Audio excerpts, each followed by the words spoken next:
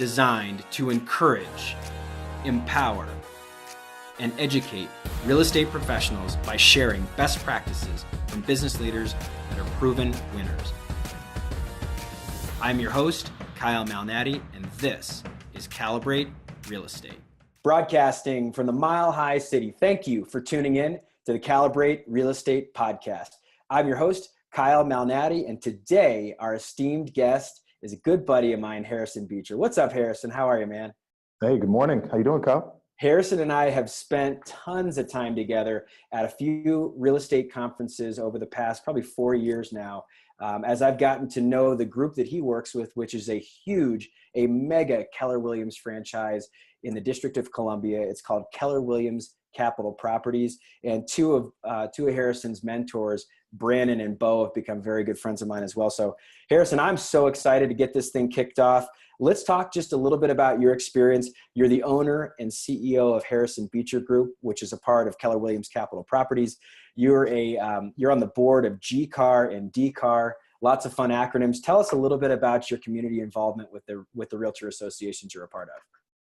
Well, first, it's just an honor to be here talking with you, man. And I'm a fan of your podcast, fan of all your work, and you're such a student of real estate and what you do. So to be included is an honor. Thank you. Oh, thank you. It's my pleasure. For me, man, I am one of those folks, whenever I get tapped on the shoulder and people say, hey, that might be a good idea for you to do that.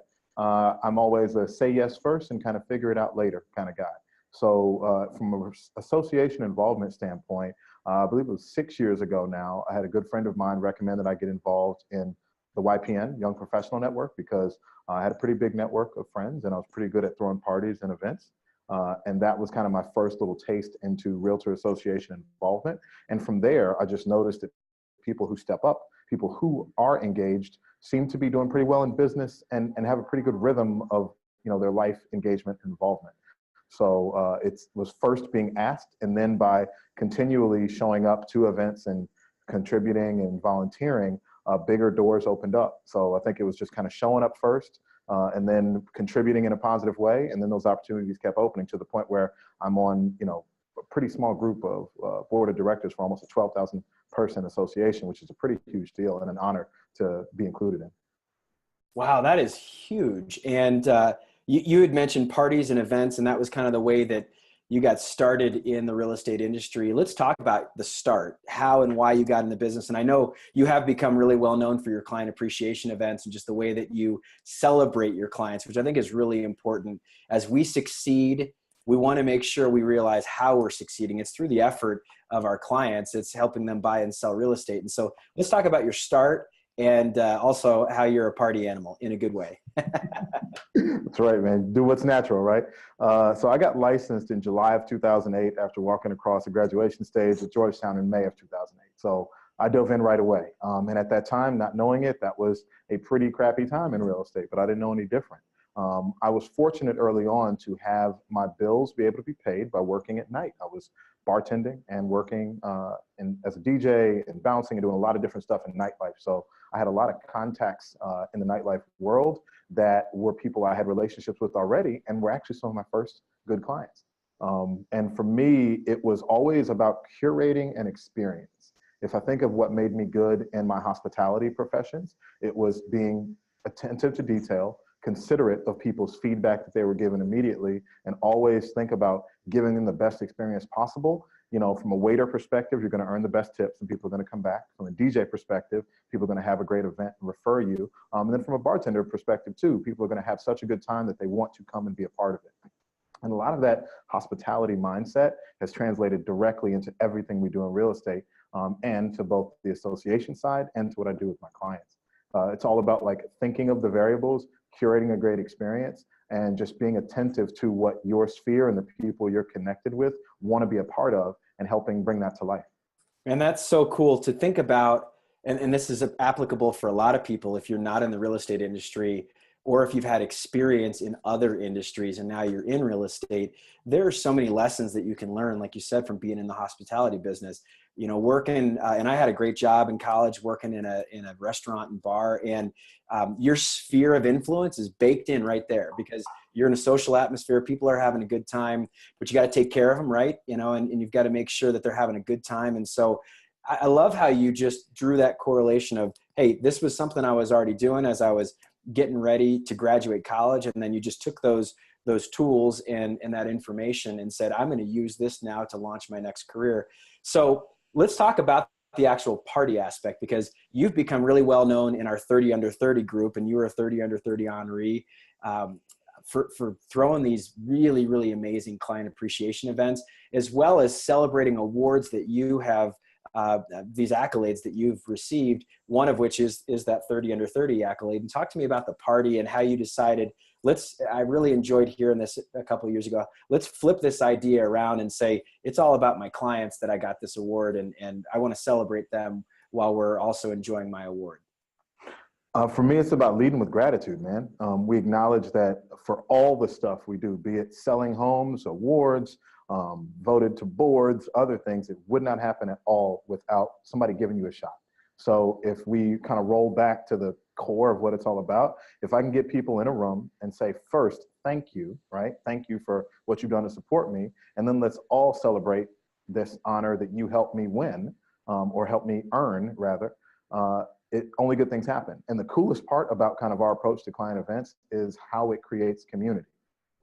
We are focused in a neighborhood of Northeast DC, Riggs Park and Michigan Park is where both of my wife and I, our homes are now.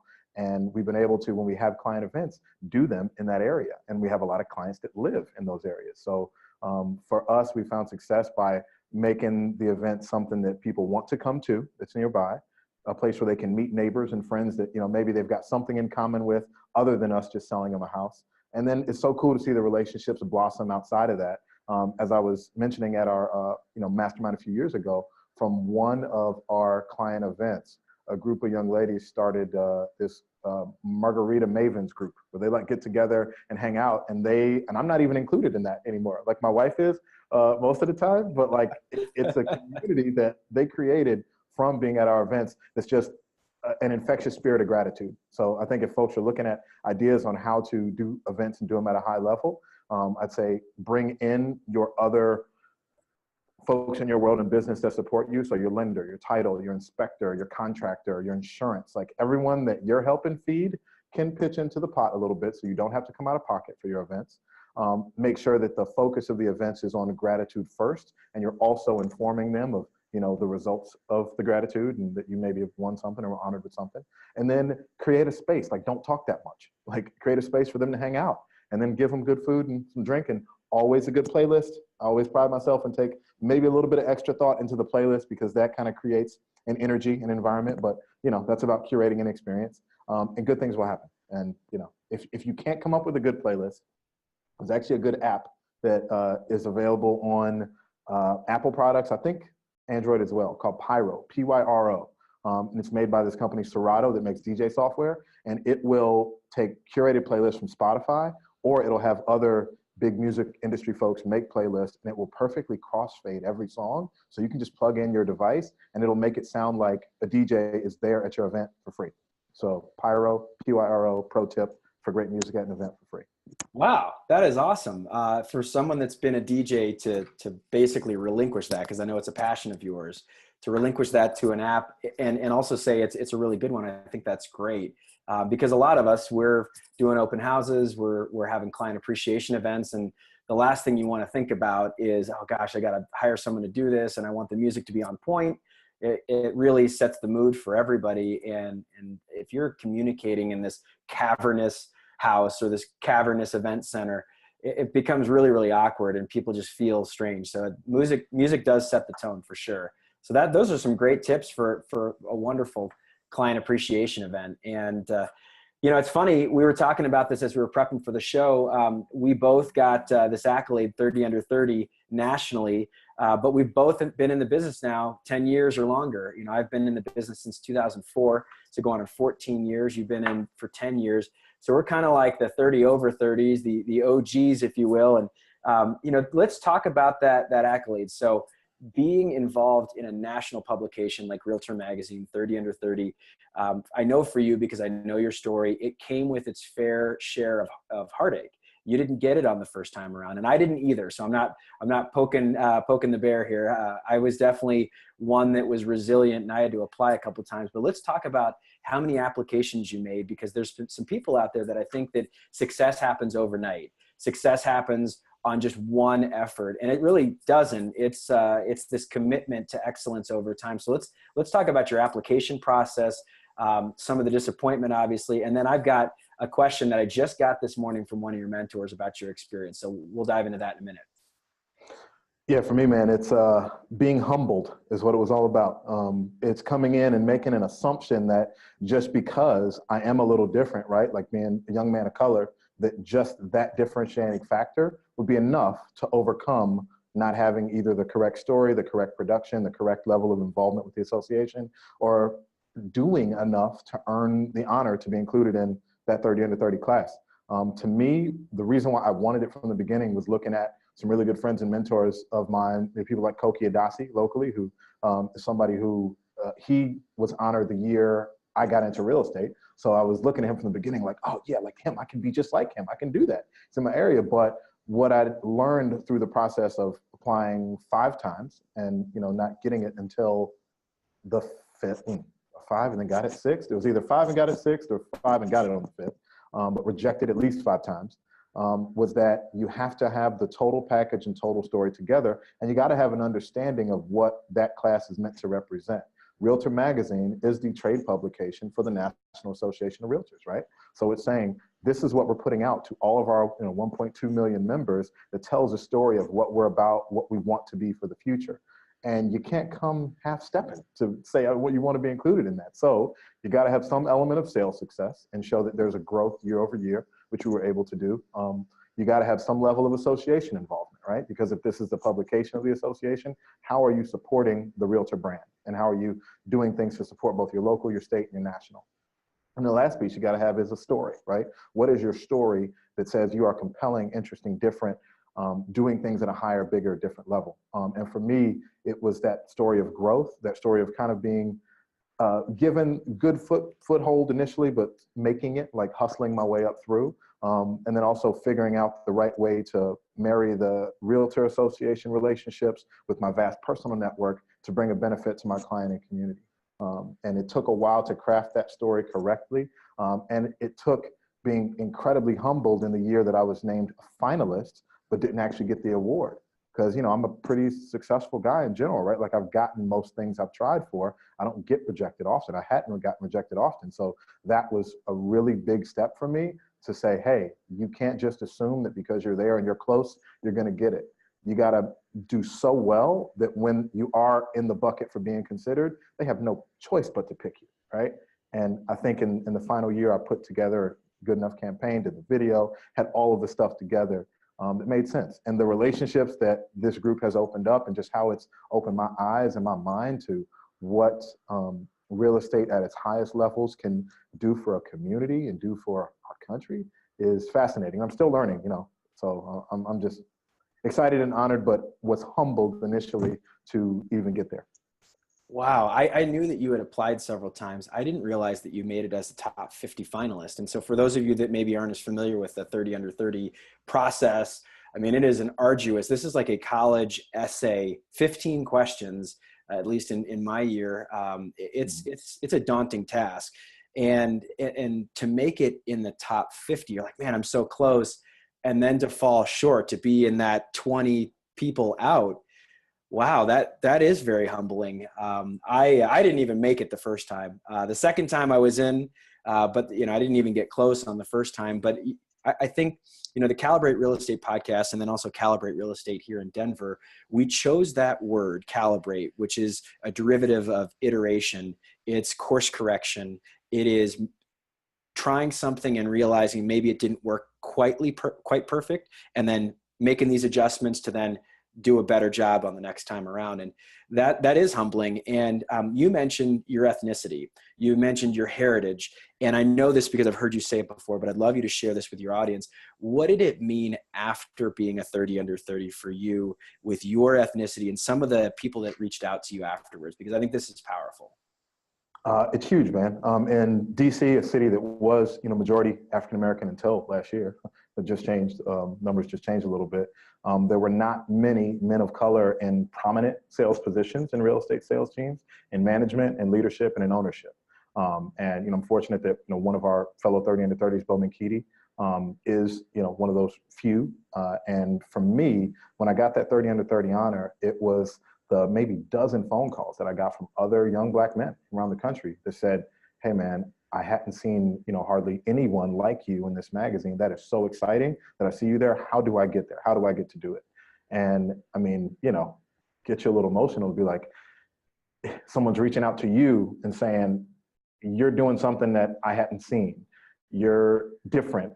I want that. How do I get there? And I was just an open book. I'm like, dude, anything I can do to support or help you along your path has been huge. So, I mean, I think whenever someone gets an honor, like there is an expectation beyond that you do find a way to pay it forward and help out and make a path for other folks to follow, in your footsteps and make it not even a thing in the future where it's significant that a young man of color is in this position. So, I mean, I hope I answered that right, but it's meant a lot to have people reach out directly to me and then to say to them, yes, you can do it. There is a formula. Let's talk about the formula. Let's talk about your path. Don't assume that just because you are a minority, that's going to give you any specific advantage over the top. You got to work even harder to earn that spot and to hold that spot. And when you do it, you're going to be showing other folks that it's possible and that it can be done. And I think of even my sales team now, our buyer agent is a young man, Isaiah. He's only 22 years old.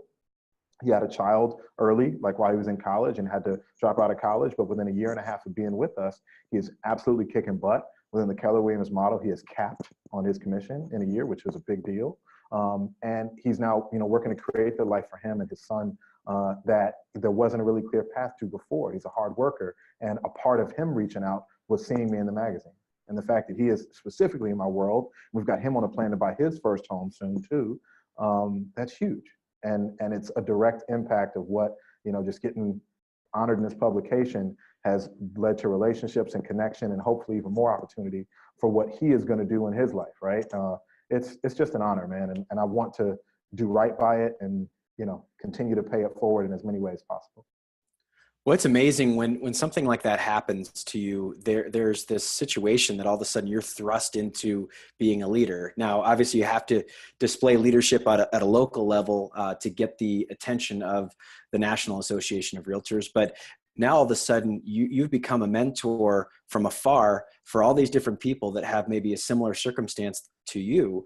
And I think that that's so empowering to be able to help others learn through the process. And you did a perfect segue, as you mentioned, Bo. So Bo Menkidi has been a mentor for me from afar. You get the blessing of working with him in a fairly day-to-day capacity, working in the same company that he founded.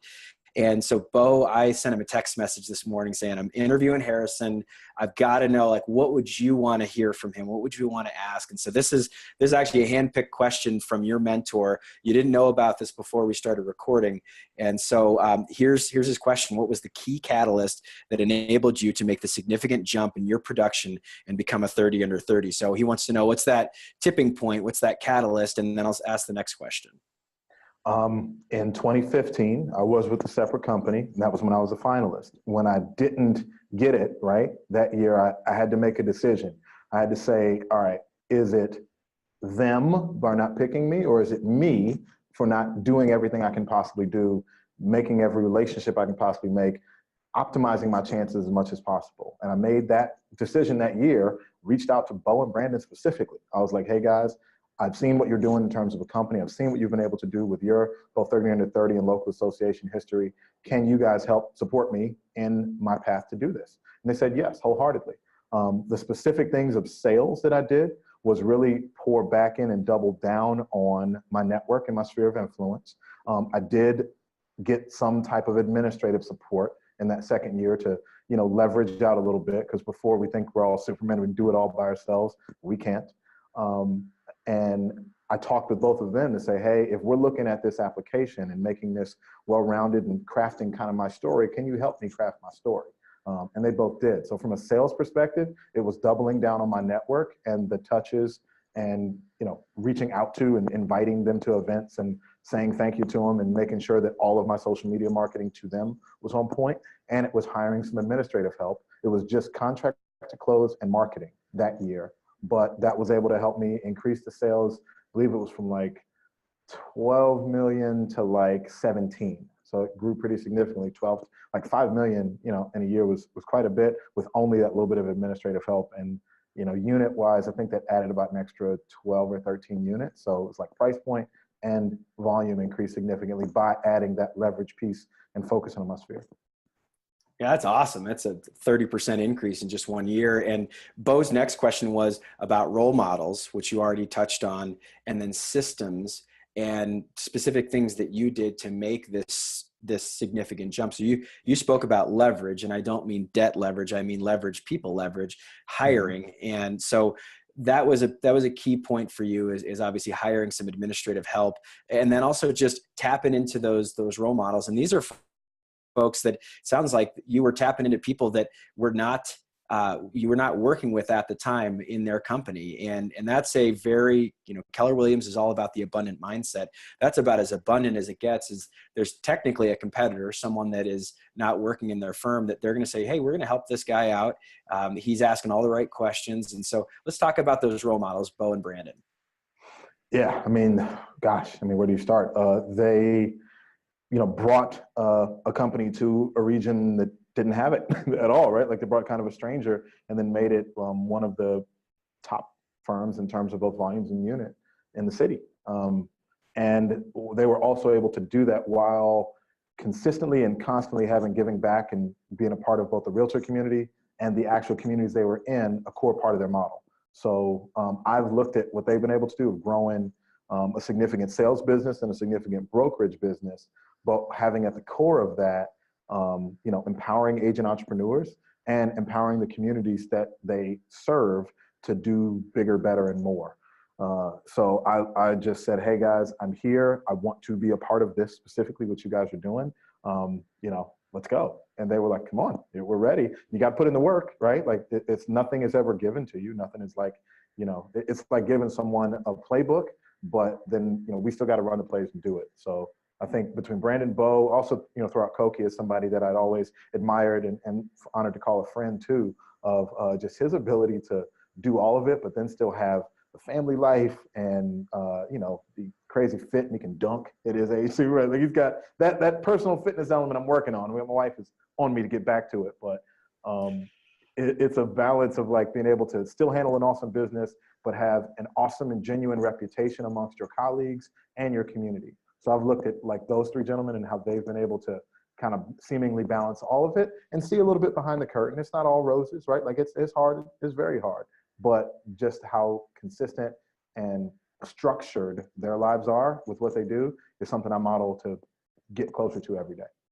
I love how you mentioned how our good buddy Koki Adasi can still dunk at his age, and athletically, when I could never dunk. So we talk about staying in shape. I never had the hops to do that. So, but yeah, he is awesome. And they're all, that's the cool thing about our alumni group is there's just this abundance. And one of the reasons why I started this podcast is that I felt like, man, there are so many amazing conversations that we get to have because of this accolade that really, we all strive for. And there's a lot of people who didn't get it. There's over 500 applications every year. There's repeat applications. So I said, we need to broadcast this. We need to share this message. There's a lot of wisdom and there's a lot of people who've struggled. And so, Brandon Green is asking me to ask you what it's like to be a leader now. So you tapped both of them, specifically Bo and Brandon, saying, I want to learn from you. You're leaders in the industry, you're icons, you're mentors. I want to sit at your right hand and just kind of figure out how you do business. So now they're looking at you as a leader. And they want to know how you see yourself evolving and how this might shape your future in leadership, and just kind of your thoughts on what it takes now being in your 30s and having a team and also being, a structural leader in both boards as well as a company. What's your take on leadership? I think it's finding a way to Balance a lot, right? Because I'm at that middle ground where I still have, like, my sales business is important and something I'm still working to grow and optimize. But there are also interesting opportunities open up for different levels of leadership. Two pretty interesting and concrete recent, I guess, benefits of leadership and kind of pouring back and giving back are two gentlemen that are good friends of mine, Keith and Ryan, here locally, that joined our office. Ryan was actually able to be our regional rookie of the year last year. Was a good friend from college and actually teammate, played college football together. And then Keith was someone that Ryan recruited and brought in, and he's on track to, hopefully, not claiming it now, but for 2018, be the rookie of the year. And we have similar personalities. And from the first meeting, I sat down and gave them kind of my buyer guide, my seller guide, just talked a lot about mindset, how I've approached it, how I've done it. And I really led with a mindset of abundance and said, here is the playbook, right? Like, here's what I'm working with. I think you can be great. Go out and hustle and do it. And they both are like exceeding, kicking butt. And that was a really interesting example of, by sharing, right, and coming with this true abundance mindset and saying, here's the playbook, take it and run, seeing that really pay dividends for other folks' lives, but then how in return, by supporting them, it has really just given me so much more gratitude, right? And forced me to step my game up, right? Because they're now chomping at my heels, right? In a really short time frame. So I think of leadership as the opportunity to share the lessons you've learned, but also when you step into it, it forces you to continue to step your game up and be the best version of yourself you can be. And I'd be lying if I said I know exactly what the future path looks like and exactly where I'll be next, but I know in terms of what kind of makes me feel good and what makes me wake up in the morning, that idea of being able to pour into someone and see that kind of grow from them exponentially, and knowing that it's something, a little bit of something that you gave, that's really exciting. And I'm currently exploring some different ways to, dig into that between the brokerage and the association. But I think leadership is taking the good stuff you've learned, sharing it, right? Just sharing it with an abundance mindset, but then also continue to be open to learn and look up, right? Because I think of an analogy like when you're going up steps, right? Then you finally see, like, I can see some folks that are behind me that I can help. But now that I've gotten a little bit higher, I can be like, damn, those are the people, that's really where I want to be. And how do I get there? And I don't know exactly, but I know that by continuing to take those steps forward and continuing to pull folks up behind you, that's going to be the way to do it. So they've done it with me, and that's why I'm just trying to continue to pay it forward. Isn't that rewarding to be able to invest in someone? They take your information and actually apply it. Okay. And for as many people as I've led that have succeeded, there's a bunch that won't listen. You say something, it just bounces right off of them, and you just like, I can only do so much if you're not willing to put in the work. And you said that earlier in our interview. So, leadership, I love that analogy of you're taking the stairs and you're leading people up. And there's a couple spots in Colorado where you've got these bigger mountain passes and you've got these railroad ties that are stairs, and you're like huffing and puffing, and you look down at the people behind you and you're leading them up there. But then there's also some people that are ahead of you that are up at the top of that ridge. And I think that as a leader, that is so important. You've got to constantly be stretching. Level 8 leaders don't get level 9 followers, right? So a level 8 leader, you're going to have 5s and 6s and 7s. If you work yourself to a level 9, you're going to have some 7s and some 8s behind you, and maybe some 9s that just say, hey, I learned so much from this person. When you're that level 10 leader, that Bo Mankitti, that Brandon Green, these people who are willing to invest, you've got, the whole gamut of people behind you. But you've got to remember that you've got to continue learning. You've got to continue stretching yourself. You've got to continue bringing people on, because that's the other important thing as a leader, is that if you've got a path of success, people are naturally attracted to you, right? And that's the thing that we're constantly focused on here at Calibrate, is that when we bring someone on new, we want to make sure that they are equipped with as much possible as they can to be successful, because that success becomes a testimonial for everybody else that's coming along. It's just like when you sell a house in a certain area, that success breeds more success, right? It creates a ripple effect. And then the uncomfort level too is something that I'm still getting used to, right? Because if, I had a referral-based, kind of sphere-based business, growing that pie big enough to, adequately feed the team and this bigger organization I'm growing is forcing me to get uncomfortable and take on lead generation activities I never had to do before. And then even as you look at kind of growing the team and hiring people, like that whole level, like what I'm learning and what I'm discerning about leadership at a high level, is its constant states of getting a little uncomfortable and pushing yourself to something that maybe you haven't done before. And by no means when you're in a good organization do you fly blind, because you got people supporting you on all sides. But succeeding in it, I think, is getting used to that temporary state of, discomfort, moving on. And then as soon as you get comfortable, you got to push it even more to make yourself uncomfortable again, which, to be honest, I don't love right now, but I know it's important for growth. You know what? I love that you brought that up though, because I used to have this sign in my office that said growth, get comfortable with being uncomfortable. And you talked about being an athlete. That's what it is, right? No one wants to sit and do, bench press and max out, but you've got buddies around you that are stretching you and your muscles are tearing and, it hurts, it hurts the next day, but it's that getting up and keeping after it. And that growth is uncomfortable. And if you find yourself sitting pretty somewhere, look out. That's when people are either going to be pulling you down or you've already pulled yourself down because you're not stretching. So one of my favorite authors is Jim Collins, and Jim Collins says that great organizations, they climb the mountaintop, they're sweaty and they're bloody and they're tired. And when they get at the top of the mountaintop, they're like, next climb. Where's the next climb? What's our next summit? And you need to enjoy it for just a split second. Take a look at that amazing expanse because you've just climbed the mountaintop, but you've always got to know what's our next mountain to climb, because if not, you're toast. And I think that's really important as a leader. So let's talk tech now. So you're an old school sphere of influence. I mean, working in the bar scene, being social in college, being a DJ, and then moving that into, the last decade or so as social media has risen up. Let's talk about how the growth of social media has positively impacted your sphere of influence, but then also what are some real tactical things that people can implement into their social media marketing strategy that you've learned? For sure. Yeah. I always say from the beginning, I was fortunate from when I got onto Facebook primarily, because it was summer of 2004. Was going into my freshman year and, I get this invite to this Facebook thing. And I was like, well, no, I got MySpace and that's where, all the girls I'm trying to talk to are. So why would I go to this Facebook thing? So like the first things I did was kind of go through the actual paper Facebook that we got for Georgetown freshman year and try to find all the girls I thought were cute and add them on there. And then other people, I just started adding everybody, right? So I came in from the beginning with Facebook with a bigger than normal network because I wasn't afraid to just reach out and make connections.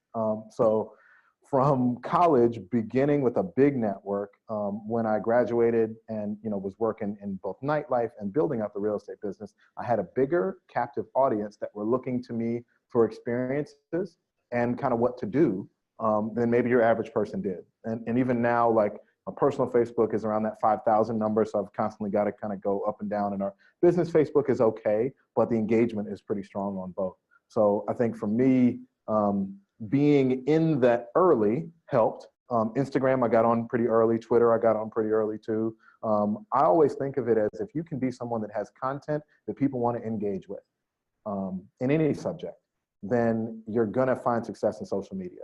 The challenge is, some people say, well, I'm not that creative, or I'm not that funny, or I'm not that this, I'm not that pretty, I'm not that this, that.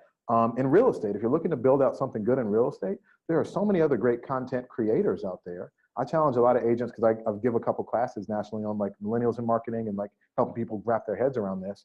Curate content and be someone that's sharing it consistently. If you can curate that content and share it consistently on the platform where you already have the most engagement, you start there. And then the way you build engagement on other platforms is sharing the type of stuff that you would want to engage with or that is popularly consumed in other places. Now, I'm not saying you plagiarize. I'm not saying you take other people's stuff as yours. When you're curating content, always give credit to where you're, curating from. But it's so interesting how few people take the effort to go out and find the stuff. If you can be, specifically in real estate marketing, someone that curates content, like a good example is voyeurism in search is one of the biggest things that a real estate consumer looks to any app or social media for, right? They want to see pretty houses. Pretty much every licensed realtor has access to their MLS and has a card where they can go look at houses. Go look at pretty houses and talk about them. Mind blown, right?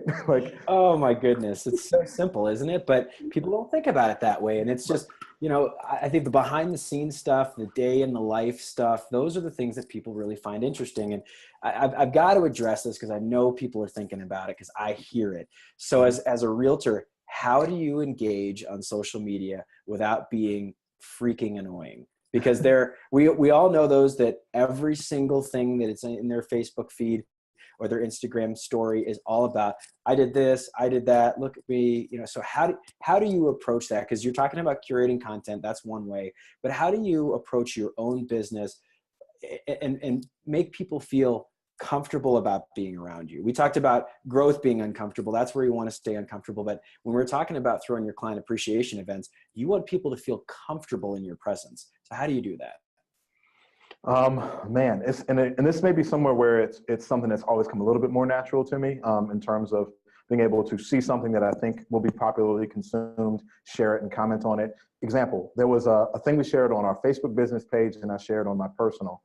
I currently have it set up where my Facebook business page, which only has about 1,700 engagements, they're all real, they're not paid for, but 1,700, that aggregates to my Twitter, and that also comes down from my Instagram. So my Instagram goes to my Facebook business and it goes to Twitter. So with one post, it goes 3 places, which is something, be efficient is my other piece of advice too. There was a machine that can fold laundry, okay? Like a robot that folds laundry. And I'm sitting in bed looking at a pile of laundry like, this would be awesome. And my commentary was, shut up and take my money, right? And I post that and it got almost like 2,400 engagements from just that little comment. And people were like, oh, wow, this is great. And one buddy I was teasing, he was like, well, you have to stand up and feed your pants into it. And that's annoying. So it like leads into conversation about it, making fun of people. But when I think of how you balance the right type of social media presence, it's starting conversations about stuff that is engaging. You're always intentionally sprinkling in your real estate business activity to remind them of what you do. So when we have closings, when we have new listings, when we have, and price reductions and other things aren't as exciting, but you want to focus on kind of those moments of joy that have emotion people can attach to, you're consistently sharing those as they happen.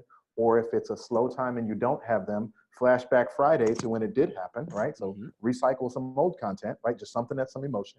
And then in between, it's conversation. It's local events. It's funny stuff like that folding machine. It's my favorite new restaurant. It's all the stuff that I want to engage with when I am engaged. I have kind of trained both my team and the assistants that we've had, over the last couple of years to curate that stuff and put it out when I get busy. Before you can afford someone to do it, you got to block some time out every morning to just do a little bit, sprinkle a little bit of both your perspective on stuff, what you're seeing in the market, what is funny and interesting to you, and what other kind of content you can curate. I think it just takes planning for folks that don't have, either the cash or whatever to afford some leverage.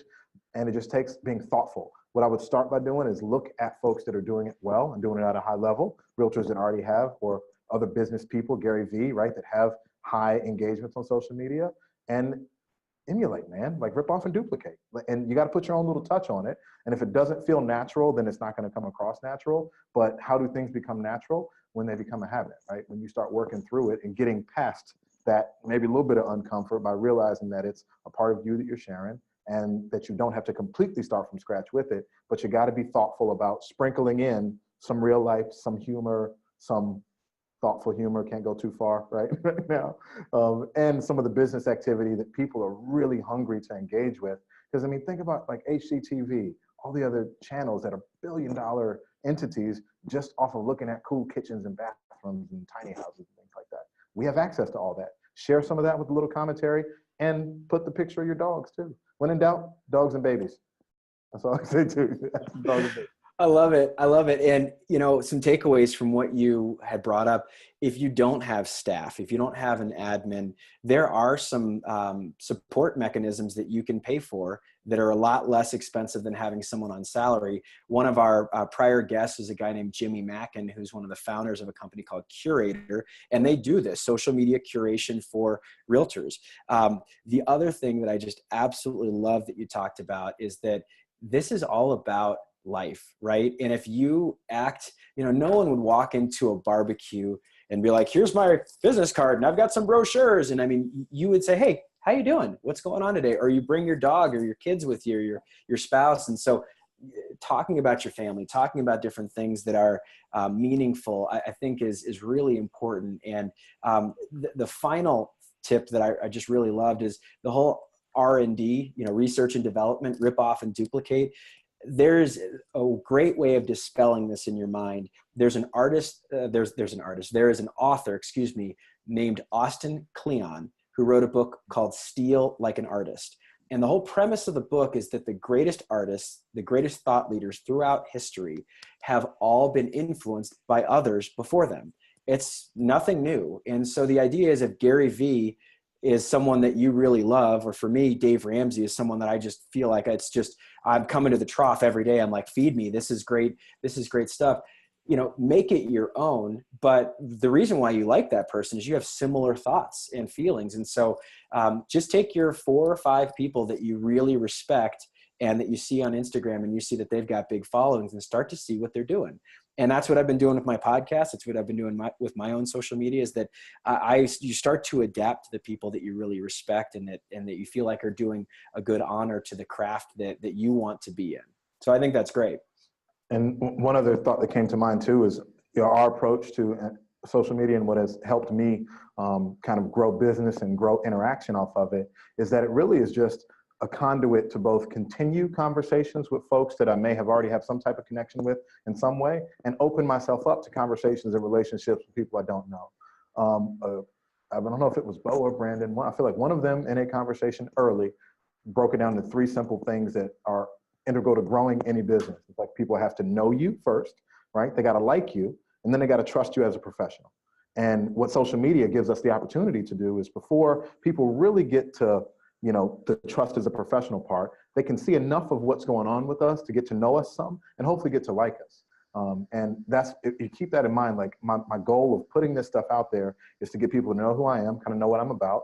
I want them to like me, right? It's a little bit of an audition, but that part kind of comes with doing it more. And then as I'm sprinkling in some of my business activity and the proof of success and the signs of what I've done, that's what gets them to trust me as a professional. But that's normally not going to happen until we can get to an appointment of some kind. So I got to get that know and like really established in social. And we get that all the time. We had a message last week from this young lady who was like, oh, hey, we've been following your profile for a couple years now. We're finally ready. We're so excited. Like, we can't wait to meet with you.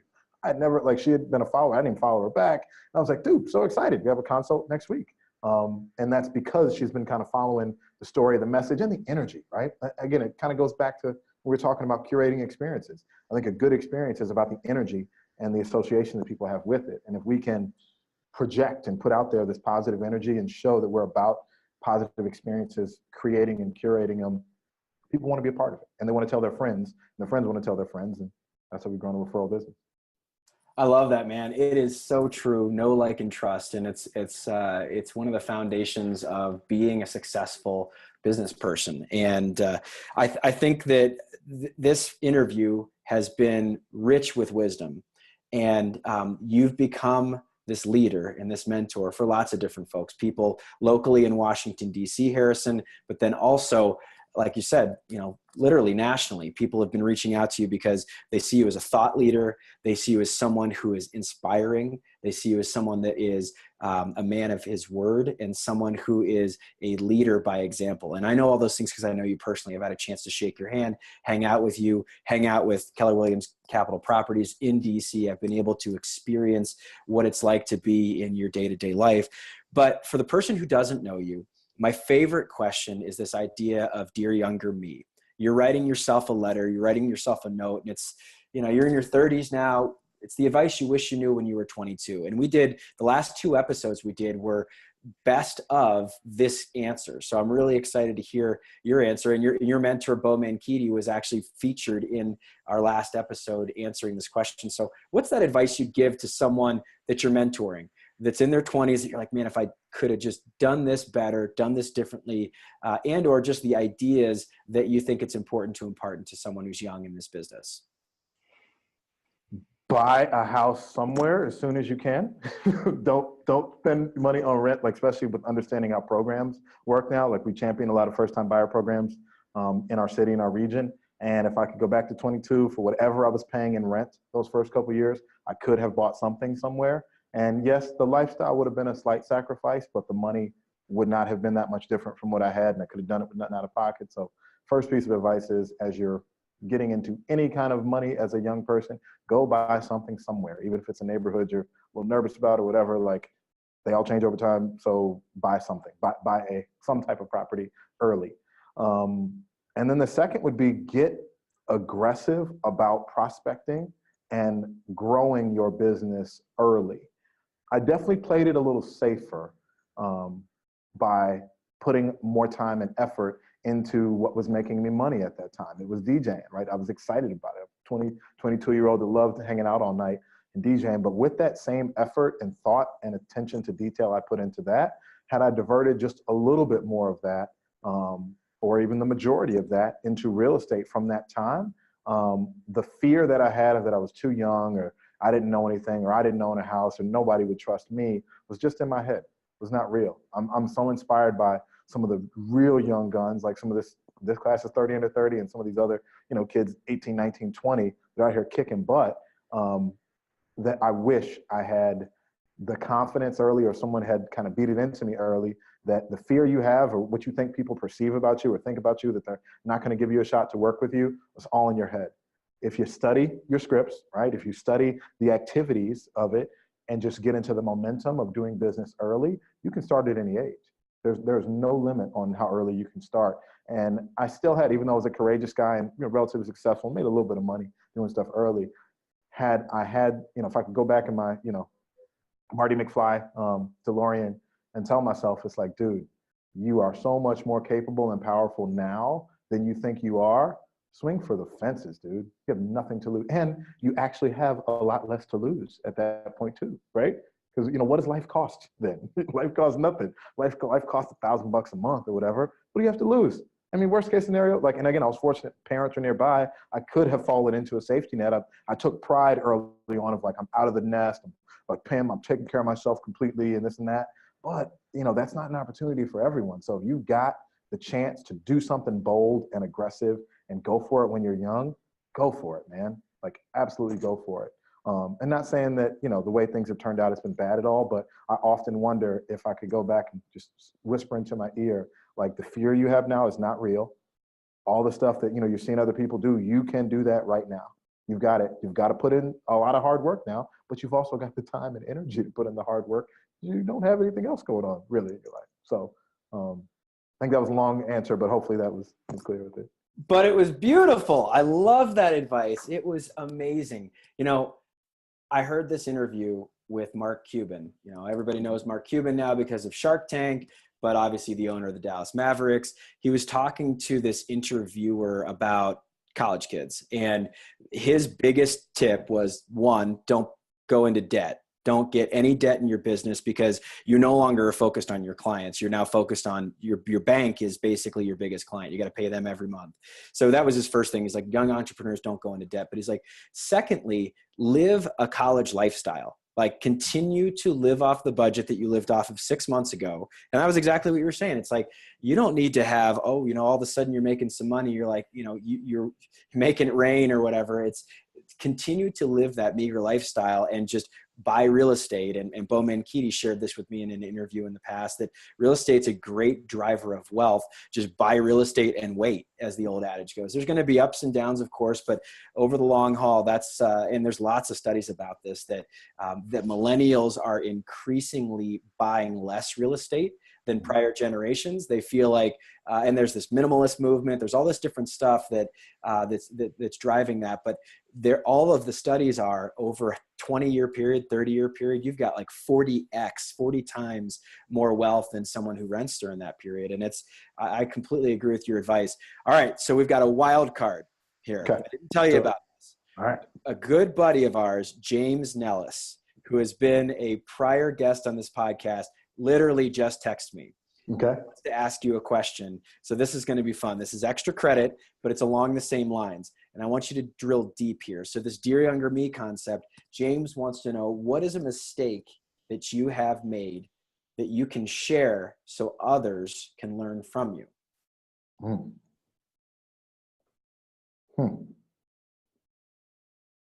That is that's a deep one, man. So mistakes, which we make every day and every week. Um, shoot, every hour, right? There's some kind.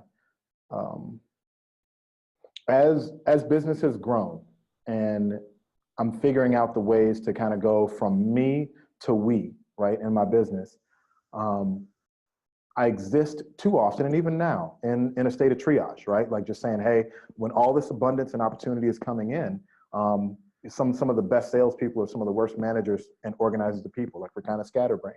I'll say one of the bigger mistakes I've made really over the past probably year and a half is as I've transitioned away from the client relationship being just me to them versus me to my team and other people supporting, is not being more direct, intentional, and communicative with those clients about how that transition goes, and say to them directly, like, hey, you're coming back to me, and I'm so gracious and appreciate you coming back to me. By engaging other people in my world to assist us, that's not a pass off, right? Like that's not I'm not thinking any less of you. I'm not, I'm not appreciative for what you've done. So I'd say, to organize that thought, my mistake has been not directly explaining, breaking down, contextualizing the growth in my team and business to my original and repeat clients that have fed me and been with me from the beginning. I'm definitely guilty of kind of moving too fast, and maybe not ensuring completely that they feel the love still, feel the appreciation, and understand that by engaging other folks, it's about giving them better service and elevating to the next level. Because I can sense, like I feel like, I assume you've felt this too, when it goes from you being the primary point of contact to someone on your team servicing or beyond, that's not always the best feeling, and it's hard to navigate that once it's kind of in motion and happening.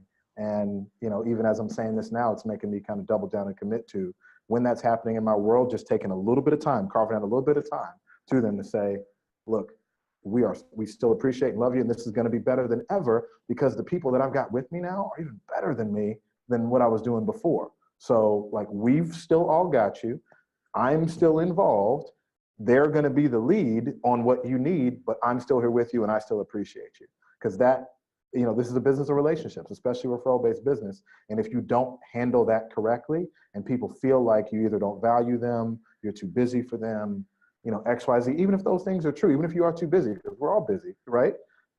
Navigating that in the correct way is definitely a mistake that I've felt more, and maybe I may not feel the results of that for a few years when they don't refer me, where they start going elsewhere. But better navigating that graceful integration of other people into a business relationship is something that I think, as people grow, they really got to be all hands on deck and considerate about, because those people that have come back to you and give you repeat business and are your come list me's, right, that just call and give you business all the time, you got to show them so much more love and never take them for granted, especially in times where there's market disruption and cheaper options out there, right? Like ways that they could do it cheaper. The fact that they're calling you back, like in 2018 and 19 specifically, those are the people you need to hold their hand, kiss the ring, say, look, I love you, thank you. I appreciate you being here. And by me incorporating other people, this is only in an effort to do even better by you and for you and to accomplish your goal. It's never a thing of like passing you off. And that's something I've, and maybe that's more indicative of a referral-based business and growing fast and growing a little messy maybe. But that was definitely something I could have done better and can continue to improve on. Oh, that's amazing advice, because when you scale a business, and you mentioned this in the beginning, that a lot of us got here by doing it all on our own. And it becomes really weird and a little bit scary to move into that business of me versus we. And what ends up happening, and I've actually went to a master's level week-long series where this thought leader shared growing a business as a handoff. It's passing a baton. If you think of a relay team in the Olympics, they focus and they practice that pass off more than any part of the race. What happens in between those 10 yards or 10 meters, and I'm not a track guy, but that little space that you can do your relay pass is the most important, because it's one person handing the baton to the next. And I have found that a lot of times I'll pass that off and not explain it to what the person that is receiving this level of service is looking at. And so I think that's the biggest mistake I've made, is that not slowing down enough to say, hey, here's my teammate. They are trusted. They are valued. I hire them and pay them money because it is important that you receive the level of service that you're supposed to be receiving. And I'm not going away, but my job as the team leader is to generate business, is to be on the front end of sales. And so I've got to keep being out there.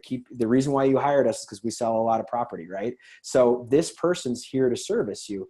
And the best that I have seen at this is, or actually a recent example, I was working with a lender that every Tuesday he gives us a call. And he's never the person who's actually dealing with the back and forth on underwriting or appraisals, but he gives me a call and the clients a call and says, hey, here's your Tuesday update. And I've heard other realtors do this too as you start to scale a team. I just want to check in with you, make sure that the team is supporting you the right way and giving you the best level of support.